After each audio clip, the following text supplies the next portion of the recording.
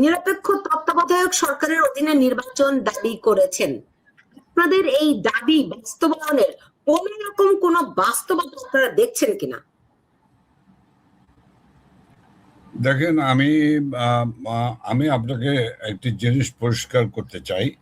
প্রথমত হলো, আমরা নির্বাচন প্রত্যাখ্যান করিনি।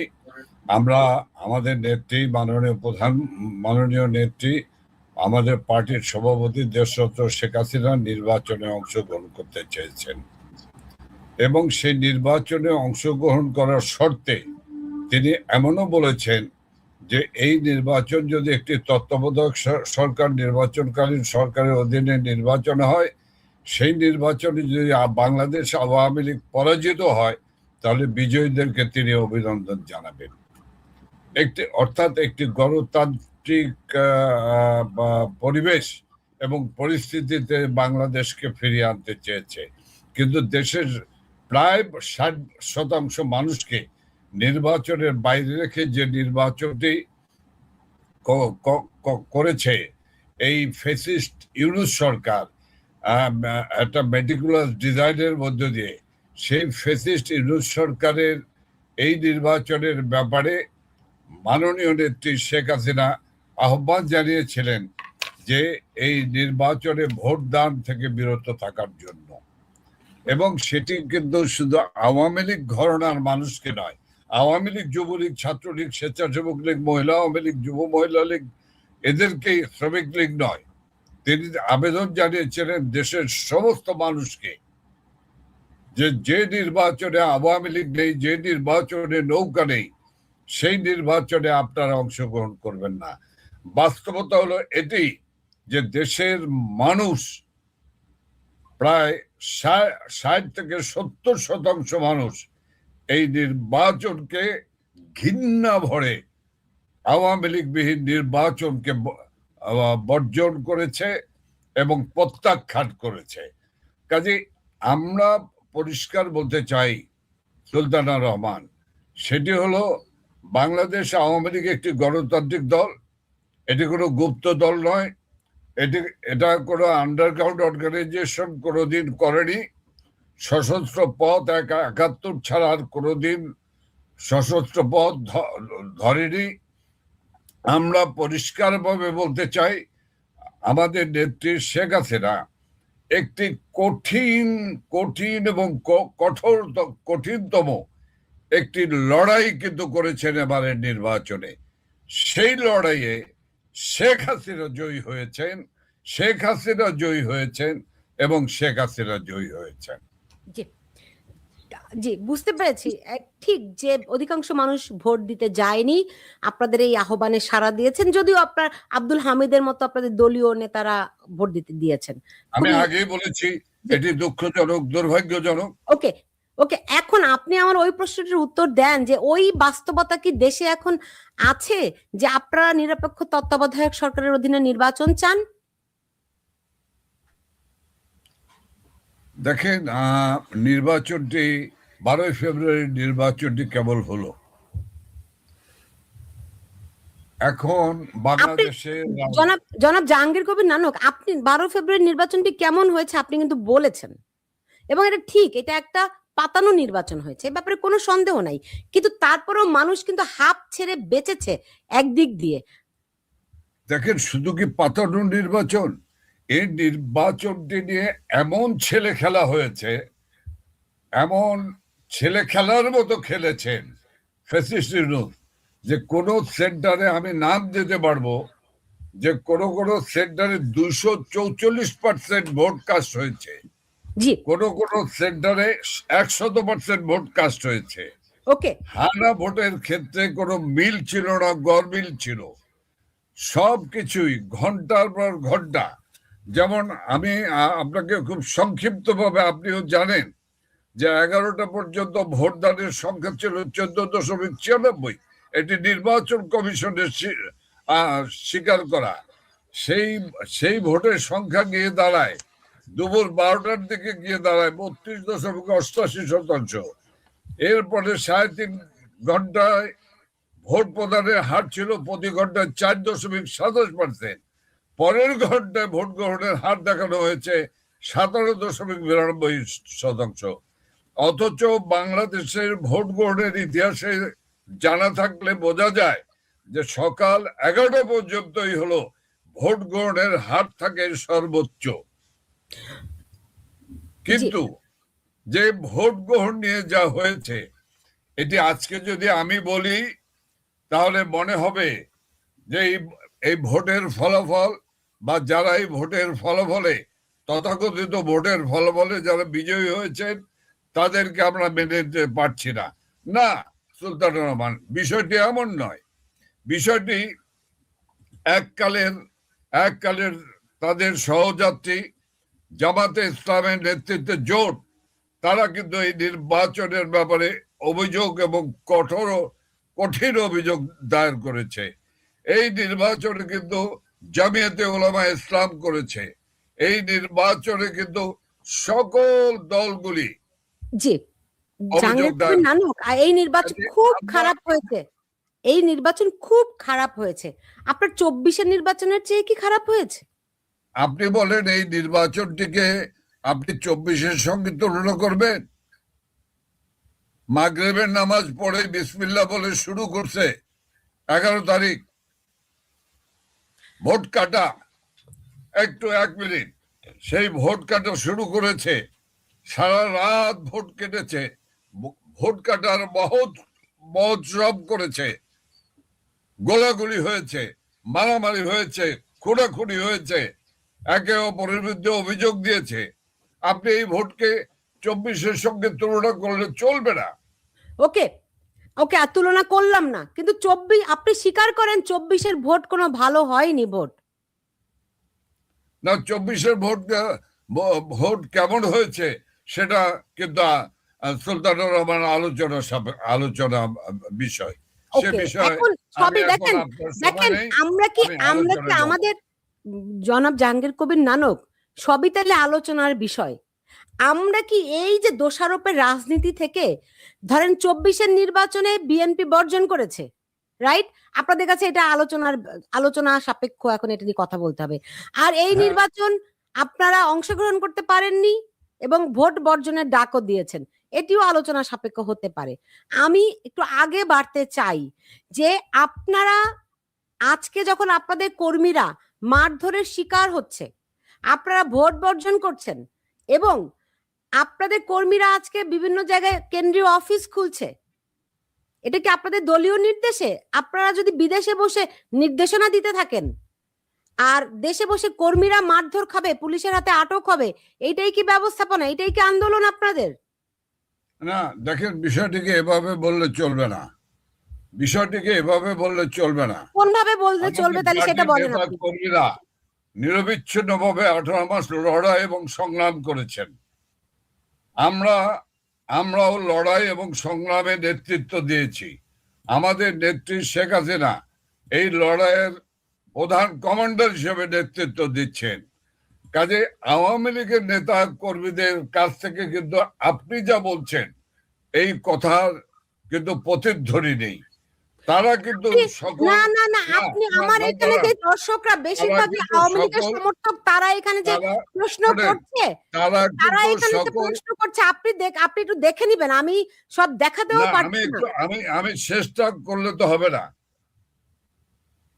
তারা কিন্তু বাস্তব পরিস্থিতি জানে যে মাননীয় নেত্রী সাবেক প্রধানমন্ত্রী শেখ হাসিনা সেদিন যদি বেরিয়ে না যেতেন তাহলে কি ঘটতো সেদিন বাংলাদেশে।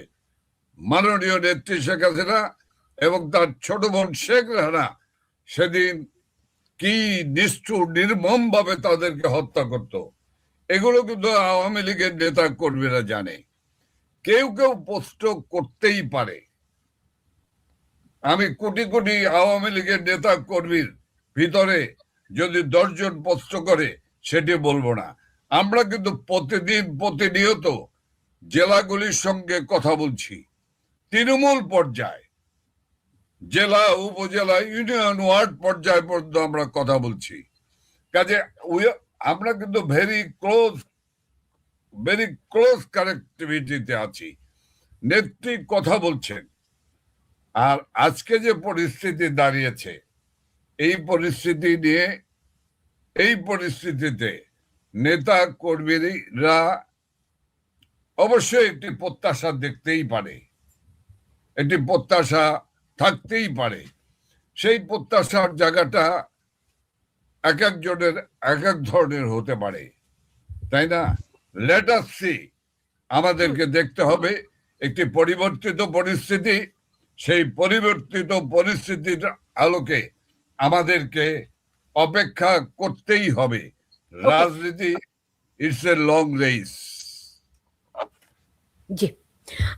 সেই ক্ষেত্রে আপনাদের কর্মীরা ধরেন আজকে আপনার কোথায় যেন পার্টি অফিস খুলেছে, পুলিশ তাদেরকে ধরে নিয়ে গেছে। এর আগে পঞ্চগড়ে অফিস খুলেছে, পুলিশ তাদের ধরে নিয়ে গেছে। 32 নম্বরে গিয়েছে, পুলিশ তাদের ধরে নিয়ে গেছে, যদি ছেড়ে দিয়েছে। কিন্তু এই যে কর্মীরা নিজ দায়িত্বে নিজে থেকে অফিস খুলছে, এটা কি, এই ব্যাপারে কি আপনাদের কোনো কেন্দ্রীয় নির্দেশনা আছে? না, দুঃখিত, আমাদের কোনো কেন্দ্রীয় নির্দেশনা নেই। আমাদের নেতা কর্মীরা অনেক জায়গায় স্বতঃস্ফূর্ত হয়ে, আবেগপ্রবণ হয়ে বিভিন্ন জায়গায় অফিস খুলেছেন।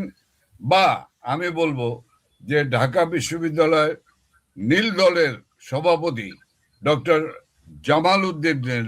জামাল উদ্দিন যে কর্মসূচি দিয়ে 32 নম্বরে গিয়েছিলেন, এটা তার আবেগ, তার বুকের ভিতর চূর্ণ বিচূর্ণ। আপনাদের আবেগ আসে না?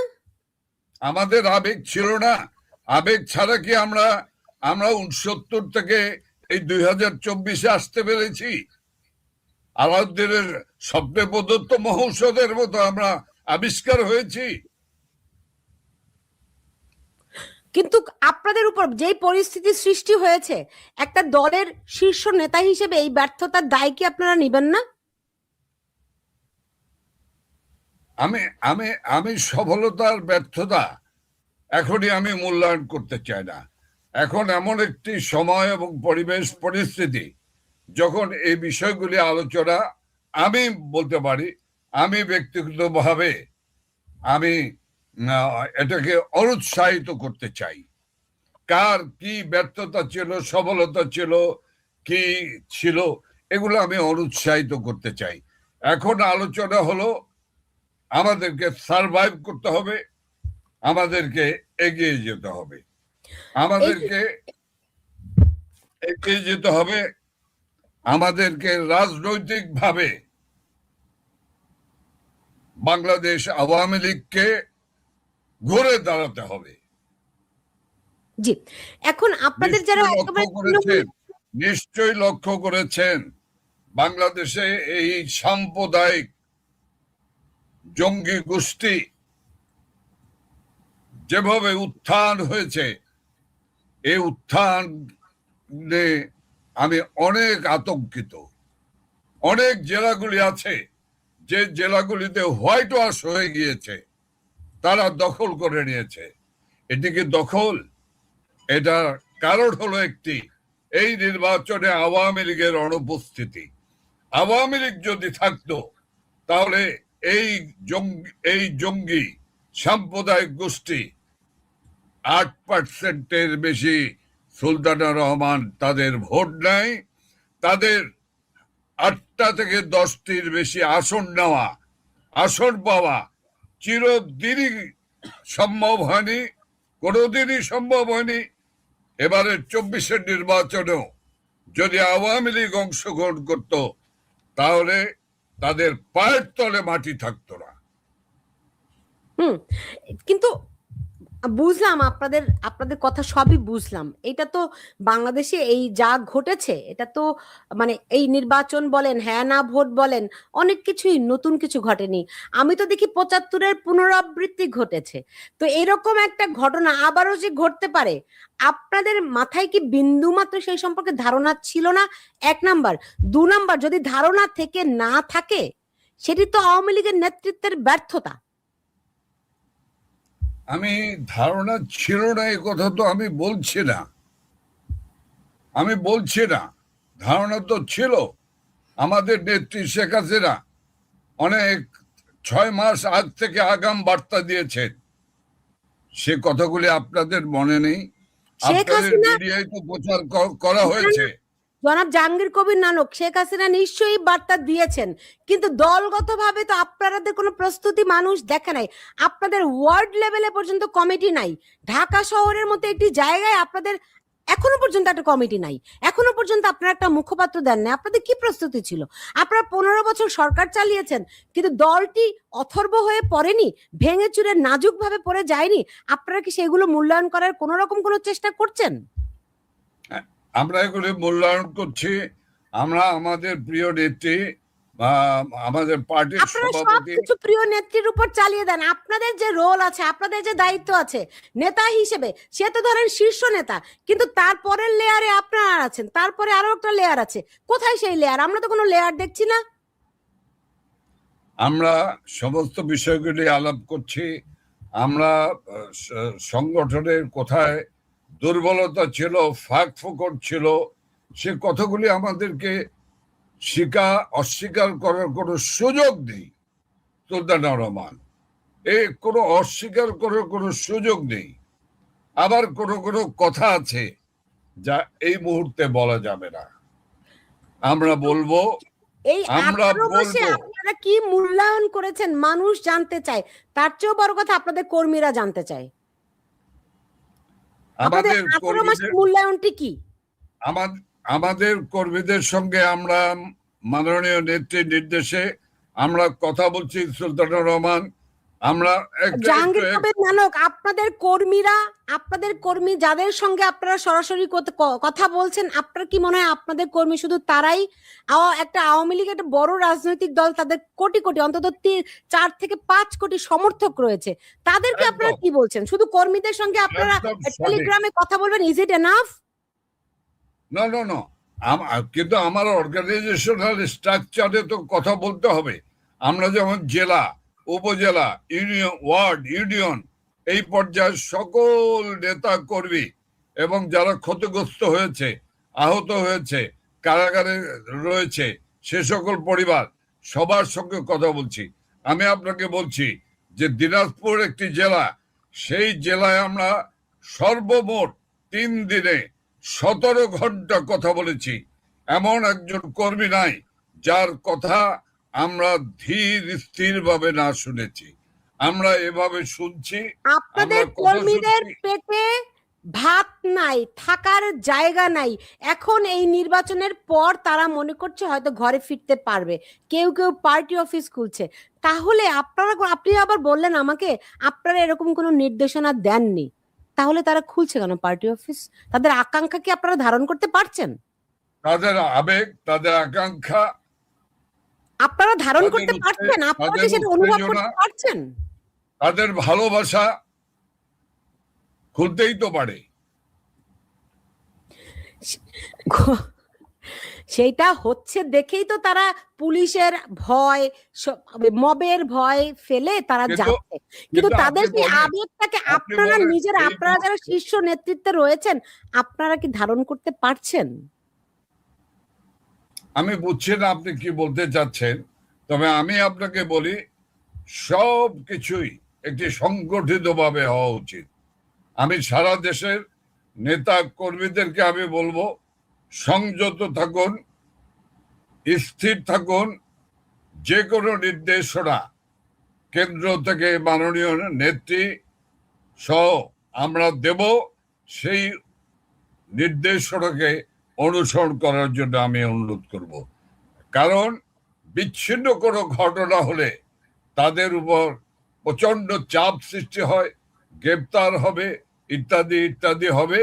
কাজে আমি সবাইকেই স্বনির্বন্ধ অনুরোধ করব, দেখুন আমাদেরকে অত্যন্ত বুঝে শুনে পা ফালাতে হবে, পদক্ষেপ দিতে হবে। মনে রাখতে হবে বাংলাদেশ আওয়ামী লীগকে নিয়ে সবাই আতঙ্কিত, ভয় ভীত, সন্ত্রস্ত। সেই কারণেই তো আওয়ামী লীগকে নিষিদ্ধ করেছিল। সেই কারণে তো আওয়ামী লীগকে নির্বাচন থেকে বাইরে রেখেছিল। ৬২% মানুষকে এই নির্বাচন প্রক্রিয়ার বাইরে রেখে, যে নির্বাচন হলো, কোন কোন কেন্দ্রে কুকুর গিয়েছে, কোন কোন কেন্দ্রে ছাগল গিয়ে দাঁড়িয়েছিল, কোন ম্যাক্সিমাম কেন্দ্রগুলি ছিল ফাঁকা, শূন্য, ভোটার শূন্য। এখন দেখুন, আপনাদের কর্মীরা এখানে অনেক রকম মন্তব্য করছে, দর্শক, সাধারণ দর্শকও আছেন আমার এখানে অনেকেই, তারা জানতে চায় আপনারা কবে ফিরবেন। বলবেন যে আমরা তো ফিরেছি, আমরা তো আছি, এরকম না, কবে নাগাদ ফিরবেন আপনারা? ১ নম্বর প্রশ্ন। ২ নম্বর প্রশ্ন, আপনারা কি ধরেন যে কোনো সভ্য সমাজে, সভ্য রাষ্ট্রে যখন কোনো একটি মন্ত্রণালয় বলেন, কোনো একটি জায়গায় বা দলের ভেতরে ব্যর্থ হয়, তখন দায়িত্বপ্রাপ্ত ব্যক্তি তিনি নিজে সরাসরি যুক্ত না থাকলেও পদত্যাগ করেন, অব্যাহতি নেন। এটাই দায়িত্বশীলতা। এখন অনেকেই প্রশ্ন তুলছেন, আপনারা কি নতুনদের জায়গা করে দিবেন? দেখেন, এই প্রশ্নটি এখনই এই প্রশ্নের উত্তর দেওয়ার সময় নয়। অবশ্যই নতুনরা তাদের কর্ম তৎপরতা এবং যোগ্যতা দিয়ে নিশ্চয়ই তারা প্রমাণ করবেন যে তারাই যোগ্য, তারাই নেতৃত্ব দেওয়ার যোগ্য, তারাই এগিয়ে আসবেন। এটাই তো স্বাভাবিক। এবং আমরা সেইটিকে আমরা সাধুবাদ জানাবো। তবে আপনি যেভাবে বলছেন সেটি আমাদের এখনই বলার সময় হয়নি, এখনই বলার কোনো সুযোগ নেই। ওকে, তবে আমি আবারও বলছি আপনার মাধ্যমে তরুণদেরকে, আপনারা এগিয়ে আসুন। নেত্রীও বলেছেন যে যেখানে কাজ করছেন সাহসিকতার সঙ্গে, তারাই নেতা, শুধু পদধারী হলেই নেতা না। শুনেন, এইটা বলে উৎসাহ দেয়া যায়, কিন্তু এটা দিয়ে দায়িত্ব পালন করা যায় না। দায়িত্ব একটা আলাদা জিনিস। আপনি এইটি বলে উৎসাহ দিতে পারেন যে যেখানে নেতা। অ্যাটলিস্ট এখন পর্যন্ত দলের একটা মুখপাত্র পর্যন্ত দেয়া যায়নি কেন ভাই? একটু অপেক্ষা করেন। 18 মাস চলে গেছে। আওয়ামী লীগের মতো এত বড় একটা দলের 18 মাস লাগে সামান্য একটা মুখপাত্র দিতে? আওয়ামী লীগের দলের মধ্যে কি লোকের অভাব, নেতার কোনো অভাব? কেন একটা মুখপাত্র মানুষ পায়নি আজ পর্যন্ত? শুধুমাত্র আপনার কর্মী না, দেশের মানুষেরও তো একটা আকাঙ্ক্ষা, আওয়ামী লীগ কি করছে? এক একজন এক এক রকম কথা বলছে, মানুষও বিভ্রান্ত হচ্ছে। দেখা যাক। আচ্ছা, এইবার আমাকে বলেন, এই যে বিএনপি সরকার গঠন করতে যাচ্ছে, আপনারা কি তাদেরকে স্বীকৃতি দেবেন, অভিনন্দন জানাবেন? এটি তো দলীয় সর্বোচ্চ ফোরামের সিদ্ধান্ত। আপনি তো সর্বোচ্চ ফোরামে আছেন। তবে আমি আপনাকে আপনি তো দলের সর্বোচ্চ ফোরামে আছেন। বলতে পারি, অভিনন্দন একটি সরকার গঠন হলে সে সরকার যে সরকারেরই হোক, যে দলেরই সরকার হোক, এটা তো অভিনন্দন জানানো, ইটস এ নর্মাল কাস্টমস। কাজেই বাংলাদেশ আওয়ামী লীগ অনেক খোলা মনের দল, আমাদের নেত্রী অনেক খোলা মনের মানুষ। আমি মনে করি যে অবশ্যই অবশ্যই অবশ্যই নেত্রী আমাদের পার্টির তরফ থেকে নিশ্চয়ই তিনি সঠিক কাজটি করবেন।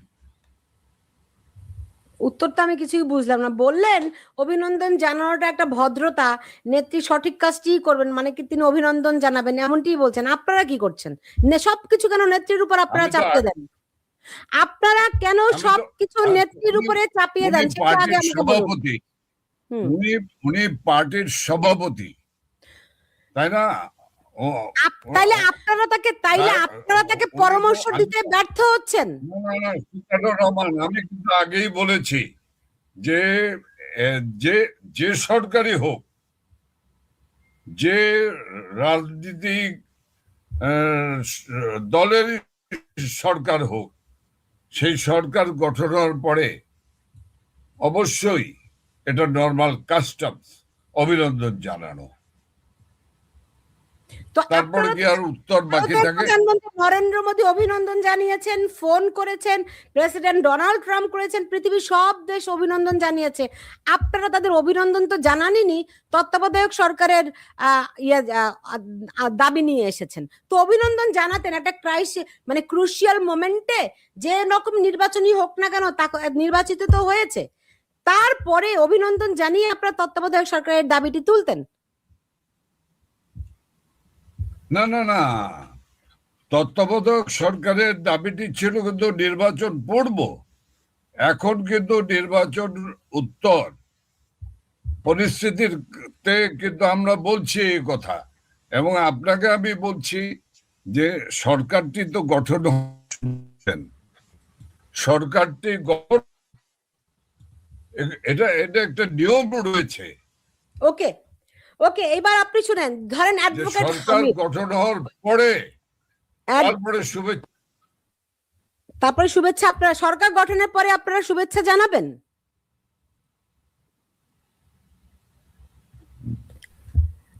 নানক ভাই, আমি কিন্তু আপনার কথা বুঝতে পারি নাই।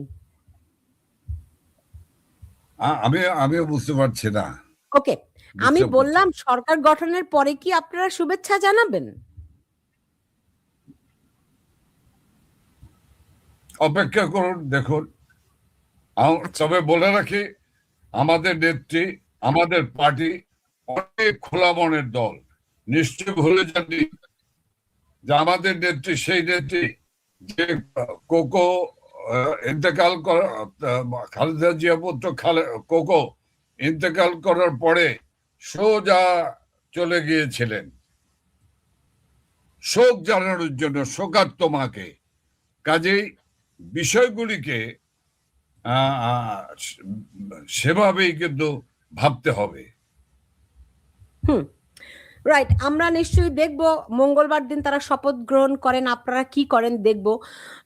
দেখুন, গত 3 দশক ধরে, মনে করেন 91 পরবর্তী সরকার থেকে বলি, আমাদের রাজনীতিতে অনেক রকম অসৌজন্যমূলক, অনেক ভয়ঙ্কর ভয়ঙ্কর প্রতিহিংসা রাজনীতি একেবারে পাকাপোক্ত করে গেড়ে বসেছে। এই 24 বাংলাদেশের রাষ্ট্রটির উপর যে আঘাত করেছে, সবাইকেই একটু কিন্তু নতুন করে ঘুরে দাঁড়ানোর জন্য একটা বলবো একটা ভেতর থেকে একটা চাপ তৈরি করেছে। সেইখান থেকে আপনার কি মনে হয় যে প্রতিহিংসার রাজনীতি, ধরেন আমি যদি বলি একটা মানে একটা একটা কি বল মাইল ফলক হিসেবে, যে 21শে আগস্টের গ্রেনেড হামলা, এটি বাংলাদেশের রাজনীতির অনেক হিসাব নিকাশ বদলে দিয়েছিল। তারপরে আওয়ামী লীগ অনেক বছর শাসন করেছে, তারাও অনেক প্রতিহিংসা পরায়ণতা দেখিয়েছে বিএনপির প্রতি। যদি বলি কাটায় মানে কি 2 এ 2 এ 4, মানে প্লাসে কি মাইনাসে প্লাস একটা কথা থাকে না? সো প্রতিশোধ আপনাদেরও নেওয়া হয়ে গেছে, তাদেরও নেওয়া হয়ে গেছে। এখন কি বাংলাদেশের মানুষ প্রতিহিংসা বাদ দিয়ে একটা প্রতিদ্বন্দ্বিতার রাজনীতিতে ফিরতে পারে কিনা? আপনাদের দায়িত্ব কিনা সেই উদ্যোগটি নেয়ার? আপনারা এখন ব্যাকফুটে আছেন, আপনারা বলতেই পারেন, কিন্তু বিএনপির সঙ্গে সেই সমঝোতার করার প্রচেষ্টাটা খুবই অন্তর থেকে আপনারা করবেন কিনা?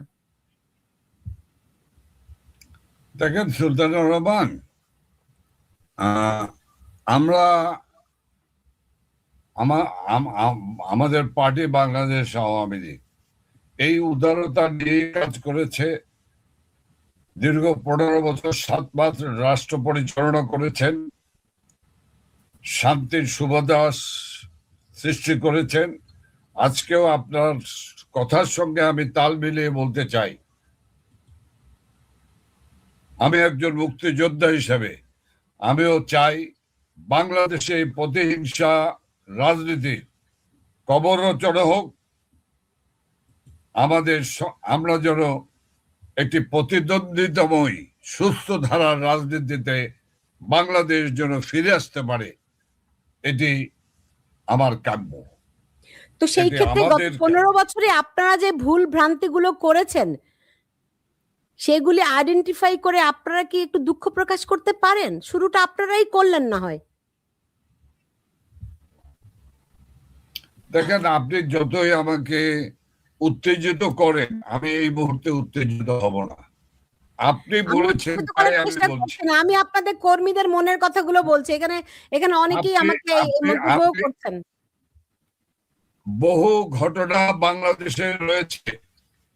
আমাদের নেত্রী বঙ্গবন্ধু কন্যা শেখ হাসিনাকে 22 বার হত্যার চেষ্টা করা হয়েছে। আমি কি ভুলে যাব? আমার হৃদয় থেকে কি আমি আমার হৃদয় থেকে কি সেগুলো মুছে ফেলা যাবে?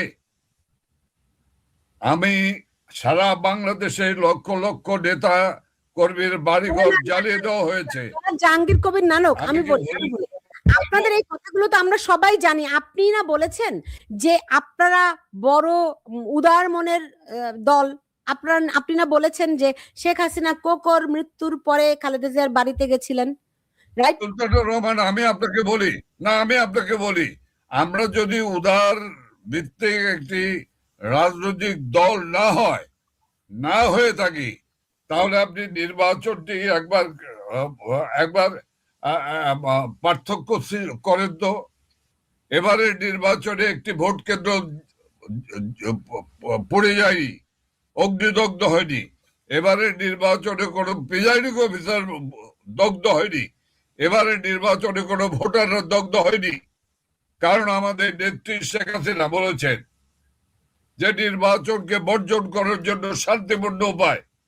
তিনি যদি বলতেন নির্বাচনকে প্রতিহত করো, বাংলাদেশ আওয়ামী লীগের সেই ক্ষমতা রয়েছে বাংলাদেশের মাটিতে সুস্থভাবে নির্বাচন করা। ইউনুসের বাধ্যতার পক্ষেও সম্ভব ছিল না। কিন্তু আমরা সুস্থ ধারা রাজনীতি চেয়েছি, আমরা একটি সুষ্ঠু পরিবেশ চেয়েছি। যেই কারণেই তো আজকে বাংলাদেশে একটি পরিবেশে নির্বাচন হয়েছে। আমাদের নেত্রী শেখ হাসিনা সেই কারণে নির্বাচন হয়েছে।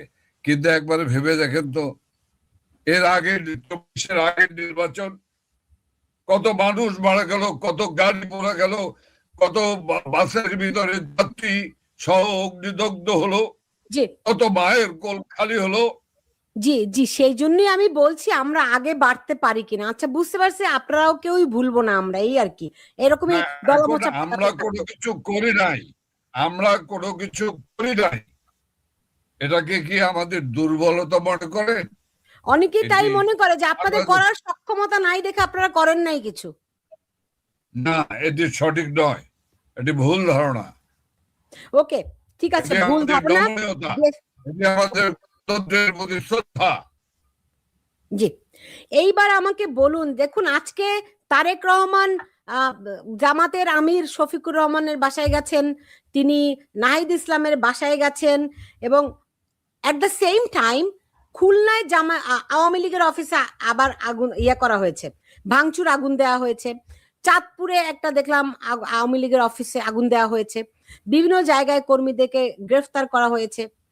এগুলো তাহলে কিসের আলামত? আপনার কাছে কি মনে হয় 24 শেষ হয়ে গেছে, নাকি এখন নতুন ফর্মুলায় তারেক রহমানের নেতৃত্বে এতদিন ছিলেন ডক্টর কি বলে ডক্টর ইউনুস, এখন সেই ভূমিকাটি, সেই দায়িত্ব কি তারেক রহমান কাঁধে তুলে নেবেন বলে মনে হচ্ছে আপনাদের?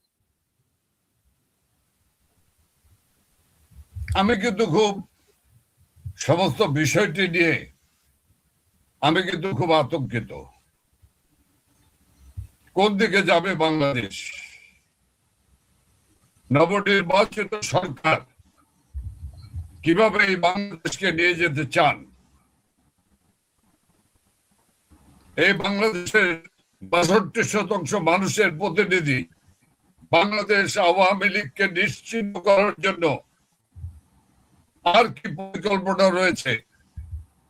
সুস্থ ধারায় সকল মানুষকে সম্পৃক্ত করবে দেশের উন্নয়নে। এই বিষয়গুলি প্রশ্ন রয়েছে, যে প্রশ্ন, জিজ্ঞাসা, যে বিষয়গুলি সুলতানা রহমান একেবারে বলা যাবে না। বৃক্ষ তোমার নাম কি, ফলে পরিচয়, দেখা যাবে, অপেক্ষা করুন। তো সবকিছুর জন্য অপেক্ষা করতে আপনি বলছেন, তো 18 মাস তো আপনাদের দলের নেতা কর্মী সমর্থকরা অপেক্ষা করেছে, তো এই অপেক্ষার কি কোনো মানে সময়সীমা আছে যে কতদিন অপেক্ষা, মানে আর কত আপনাদের কর্মীদের প্রাণ গেলে আপনাদের অপেক্ষার প্রহর শেষ হবে? আপনারা আপনাদের দেশ মানে কর্মীদের, জি বলুন। আপনি আপনি আপনি এটাকে সময় সময় সময় দিয়ে সময় কষ্ট করে যুদ্ধ হয় না, মারামারি হয় না। আমরা তো মারামারি করতে চাচ্ছি না, আমরা চাচ্ছি দেশকে একটি সুস্থ ধারায় ফিরে আসুক। দেশটিকে ইউনূস ধ্বংস করে দিতে সমস্ত খাত, শিক্ষা, অর্থ, কৃষি থেকে শুরু করে এবং আইন শৃঙ্খলা বাহিনীর মধ্যে যে বিশৃঙ্খলা তৈরি হয়েছে সমস্ত কিছু ধ্বংস করে দিয়েছে। সর্বশেষ যা ছিল সবই ধ্বংস করে দিয়েছে। তাহলে আমাদের কি উপায় এখন?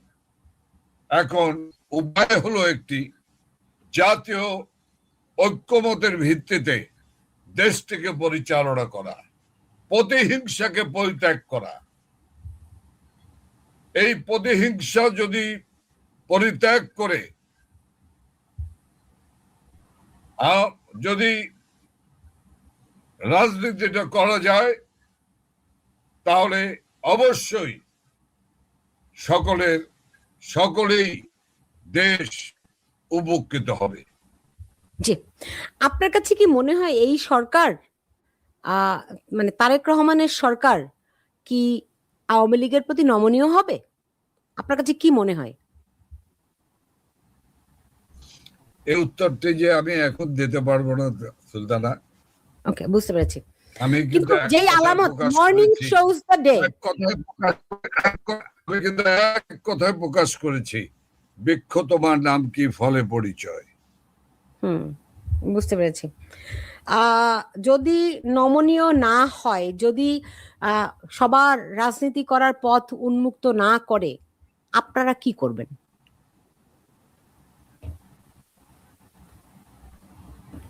আমরা নিশ্চয়ই হারমোনিয়াম আর তাবলা বা তানপুরা বাজাবো না। আমরা আমাদের রাজনীতি করব, আমরা দলকে সংগঠিত করব, আমরা দলকে সুসংগঠিত করব, আমরা দলকে নিয়ে সামনের দিকে এগিয়ে যাব। তারপর কাম হোয়াট মে বি। ওকে, এখন মর্নিং শোজ দ্য ডে যদি হয়ে থাকে, এই যে কয়টা ঘটনার কথা আমরা বললাম, যে যেসব জায়গায় আওয়ামী লীগের অফিস খোলার চেষ্টা করা হয়েছে সেখানে পুলিশ গিয়ে হামলা চালিয়েছে, তাদেরকে আটক করেছে, বিএনপির এবং ছাত্র দলের কর্মীরাও গিয়ে হামলা চালিয়েছে, তো এই নমুনা তো কি আপনারা মনে করেন কোনো শুভ নমুনা?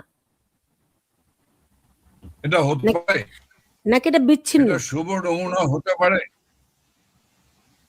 এটা শুভ নমুনা অবশ্যই হতে পারে না। আপনাদের কর্মীরা যেমন আপনাদের নির্দেশনা ছাড়াই পার্টি অফিস খুলতে উদ্যোগ নিয়েছে, ঠিক তেমনি করেই তাদেরও দলের সেন্ট্রাল কমান্ডের কোনো নির্দেশনা ছাড়াই তারা নিজ দায়িত্বে এলাকায় এলাকায় এগুলো করতে পারে তো নাকি? এটা কি এই মুহূর্তে ঠিক? আমি ব্যক্তিগতভাবে আমার সকল নেতা কর্মীদেরকে বলবো যে একটু অপেক্ষা করুন, একটু দেখুন, একটু বুঝুন, তারপরে পদক্ষেপ দিন, নতুবা অনেক বড় ভুল হয়ে যেতে পারে। নানক ভাই, এখানে একজন মন্তব্য করেছেন যে আপনাকে অনুরোধ জানিয়েছেন যে সুলতানা রহমানের শোতে যেন না আসেন আর। এই ব্যাপারে আপনার মন্তব্য চাই, আর ভবিষ্যতে আসবেন কিনা, আশা ভুল হয়েছে কিনা? কি কারণে? আমি তো বেশি বেশি আসতে চাই। উনি চান না যে আমি আসি আপনার উনি কি চান আমি না তো আমি চাই আসি আপনাদের লোকেরা চাই কিনা, মানে আওয়ামী লীগের বিরুদ্ধে একটা বড় অভিযোগ কি তারা সমালোচনা সহ্য করতে পারে না, কেউ প্রশ্ন তুললে সেটি তারা নিতে পারে না, তখন তাদেরকে জামাতি ট্যাগ দিয়ে দেয়া হয়। আসলে আসলে যে বন্ধুটি বলেছেন সে বন্ধুটিকে আমার সম্পর্কে আরো জানতে বলবো। আমি এমন একটি মানুষ যে আমি রাত ভর বসে আমার বিরুদ্ধে কোনো কথা থাকলে আমি সেটা শোনার মতো ধৈর্য আমার রয়েছে, জি আমি শুনে থাকি। যে আমি কাজে শেষ করব, বন্ধুটি, এখানে আরেকজন আপনি আপনি আপনি আপনি ধারণা করবেন না যে সুলতানা রহমানের কঠোর কঠোর কোনো প্রশ্নর কারণে আমি ভয় পালিয়ে যাব। আমি বরঞ্চ আপনাকেও আবেদন জানিয়ে গেলাম বন্ধুটি, যে যে কোনো সময় যে কোনো পরিস্থিতি যা ইঙ্গিত দিয়েছি আমি চেয়ে সুলতানা রহমানকে বলবো যে আজ আমি কথা বলবো, আমাকে আপনার মিডিয়াতে নিন। জি, থ্যাংক ইউ। এখানে আরেকজন একটা মন্তব্য করেছেন, যে যাই বলুক না কেন তারেক রহমানের উপর নির্ভর না করে আপনারা আপনাদের নিজেদের রাজনীতিটি করুন। এই যে এখানে এখানে আমি মন্তব্যটা দেখাচ্ছি, তৃণমূল কর্মীদের সঙ্গে যোগাযোগ করুন, যারা ভোটদানে বিরত থেকেছেন তাদের সাথে যোগাযোগ করুন। আপনাদের সেই যোগাযোগ কি আছে? দলের জন্য ভবিষ্যৎ নির্দেশনা কি আছে? আমি যা বললাম উনিও কিন্তু তাই বললেন, ওই বন্ধুটি এই সাথীটি কিন্তু তাই বললেন। আমিও তাই বলতে চেয়েছি যে আসুন দলকে সংগঠিত করি, ঐক্যবদ্ধ করি, দলকে এগিয়ে নিয়ে যাই, দলকে নিয়ে প্রস্তুতি গ্রহণ করি। কারো মুখের দিকে তাকিয়ে তাকিয়ে থাকার কোনো সুযোগ নেই। এই দল সেই দল যারা ইতিহাস রচনা করে, ইতিহাস সৃষ্টি করার দল, বঙ্গবন্ধুর দল, শেখ হাসিনার দল। নানক নানক জনাব জাহাঙ্গীর কবির নানক এখানে একজন একটি মন্তব্য করেছেন যে 4 জন রিকশাওয়ালা দেখিয়ে দিয়েছে আওয়ামী লীগ তাদের দল, আর আপনারা আওয়ামী লীগকে শেষ করে দিয়েছেন। আওয়ামী লীগ একটা বাংলাদেশের মেহনতি তৃণমূলের মানে একেবারে সাধারণ খেটে খাওয়া মানুষের দল। ওই যখন আওয়ামী লীগ দলটি প্রতিষ্ঠিত হয়েছিল তখনও এই মানুষদের জন্যই এই দলটি প্রতিষ্ঠিত হয়েছিল। তখন মুসলিম লীগ ছিল একটা এলিটদের দল। এখনো এই শ্রমজীবী মানুষরা প্রমাণ করছে যে আওয়ামী লীগ তাদের দল। আপনারা কি ভেবে দেখছেন যে আপনারা তাদের কাছ থেকে কতটা বিচ্ছিন্ন হয়ে গেছেন? আওয়ামী লীগ সর্বকালেই গণমানুষের দল, আওয়ামী লীগ গরিবের দল, আপনারা বলতে চান আপনারা বিচ্ছিন্ন হননি? এই আওয়ামী লীগকে নিয়েই, এই আওয়ামী লীগের ভিত্তি মূলই হলো তারা। কাজেই সেই আওয়ামী লীগকে হ্যাঁ কোথাও কোথাও কেউ কেউ বিচ্ছিন্ন করেছেন। আপনি যদি আমার নির্বাচনী এলাকায় গিয়ে হাঁটেন তাহলে আপনি বুঝতে পারবেন যে আমি সাধারণ মানুষের মাঝে ছিলাম। কাজেই আমাদেরকে এভাবে ট্যাগ লাগানোর কোনো সুযোগ নেই। আমরা একটি মেটিকুলাস ডিজাইনের শিকার, ষড়যন্ত্রের শিকার।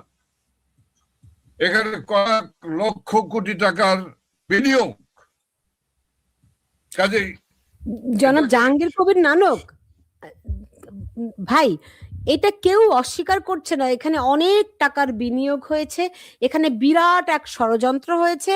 গতকাল আমি একটা সাক্ষাৎকার নিয়েছিলাম, তিনি বলেছেন যে এটি হচ্ছে একটা শেখ হাসিনা সরকারের বিরুদ্ধে বিরাট এক কু হয়েছে এবং সেটার নেপথ্যে কলকাঠি নেড়েছেন ডক্টর ইউনূস। এটি মানুষ জানে, কিন্তু দলগতভাবে আপনাদের ব্যর্থতা, আপনাদের বিরুদ্ধে যে অভিযোগ, এগুলো কিন্তু মানুষ মানতে পারছে না। আপনারা কি সেই জায়গাটা বুঝতে পারছেন? আমরা না বোঝার তো কিছু নেই, আমরা অনেক কিছু বুঝি, অনেক কিছু বলার আছে যা এখন বলা যাবে না। ওকে, বুঝতে পেরেছি। এখন আপনি আমি শেষ করব, জনাব জাহাঙ্গীর কবির নানক আমি শেষ করব এখানে একজন মন্তব্য করেছেন যে আমাদের তৃণমূল কর্মীদের আস্থার প্রতীক বীর মুক্তিযোদ্ধা জাহাঙ্গীর কবির নানক। আপনাকে আমি আগেও একবার আপনাকে বলেছিলাম, আমি বিভিন্ন সময়ে ধরেন বিডিআর হামলার সময়ে আমি দেখেছি শেখ হাসিনা আপনার উপর আস্থা রেখেছেন। এই 24-এর যখন আন্দোলন হয় 3 আগস্ট আমি দেখেছি যে শেখ হাসিনা আপনাকে দায়িত্ব দিয়েছিলেন সমঝোতা করার জন্য। তো আপনার উপর কি শেখ হাসিনার আস্থা কিছুটা কমে গেছে নাকি? তো এখন তো তাকে দেখছি না যে তিনি আপনার উপর কোনো আলাদা করে কোনো দায়িত্ব দিচ্ছেন। আমার তো একটু জিজ্ঞাসা করতে হবে যে আমার উপর আস্থা কমেছে কিনা আমার নেত্রীর কাছে। জিজ্ঞেস করতে হবে আমার নেত্রী কি বলে। তবে আমার নেত্রীর তিল পরিমাণ কোনো আস্থা কমেনি। আমি আশ্বস্ত করতেছি আপনার মাধ্যমে সারা বাংলাদেশের নেতাকর্মীদেরকে জি যে একজন পরিমাণ আস্থা কমে। জি এখানে একজন মন্তব্য করেছেন, একজন প্রশ্ন পাঠিয়েছেন আমাকে মোবাইলে। 3 নভেম্বর যেমনি ভাবে আমাকে দায়িত্ব দিয়েছিলেন, 4 নভেম্বর আমি সর্বশেষ প্রেস ব্রিফিং করেছিলাম। সেই প্রেস ব্রিফিংটা শুনে নিয়েন কি বলেছিলাম আমি, আর প্রতিটি লাইন আপনারা পড়বেন। আপনার মাধ্যমে দর্শক শ্রোতাদেরকে বলছি, আবার যখন আমি নিরাপদ স্থানে চলে আসলাম 19 আগস্ট, সেই 19 আগস্ট আমি সর্বপ্রথম আমাদের নেত্রীর নির্দেশে সর্বপ্রথম আমি লাইভে গিয়ে আমি কথা বলেছি এবং আমি বলেছিলাম আমার প্রিয় আওয়ামী লীগ আওয়ামী লীগের নেতা কর্মী ভাই ও বন্ধুগণ, আপনারা আমি শেষ করব, একটু লম্বা হয়ে যাচ্ছে। আমি এই অনুষ্ঠানটি খুব সংক্ষেপ করতে চেয়েছিলাম কিন্তু হলো না। 2টি প্রশ্ন এখানে একটি মন্তব্য করেছেন, প্রশ্ন করেছেন, এটি আমি ঠিক জানি না আপনার জানা আছে কিনা। চট্টগ্রাম এবং বিভিন্ন জেলায় কমিটি দেওয়া হচ্ছে, এই কমিটি কি স্বচ্ছ হবে নাকি আগের মতো সুবিধাবাদীদের জায়গা হবে? কিসের কমিটি দেওয়া হচ্ছে? আমি নিজে বিভিন্ন শুনেছি যে ছাত্রলীগের কমিটি হচ্ছে, স্বেচ্ছাসেবক লীগের কমিটি হচ্ছে, মানে আওয়ামী লীগের যে অঙ্গ সংগঠনের বিভিন্ন রকম কমিটি হচ্ছে বলে আমি গত মাস 2 ধরেই শুনে আসছিলাম। তো এরকম কোনো ব্যাপার আছে কিনা? কাদেরকে আপনারা সেই কমিটিগুলোতে নিচ্ছেন? দেখেন, এটি তো আমার জানার কথা না। আমি আওয়ামী লীগ করি, হ্যাঁ, এটি এরাই জানার কথা, এদেরকে জিজ্ঞাসা করবেন। ওকে, আরেকজন একটি মোবাইলে আমাকে প্রশ্ন পাঠিয়েছেন যে আওয়ামী লীগের উপর তো নিষেধাজ্ঞা আছে, রাইট? কার্যক্রমের উপর নিষেধাজ্ঞা আছে।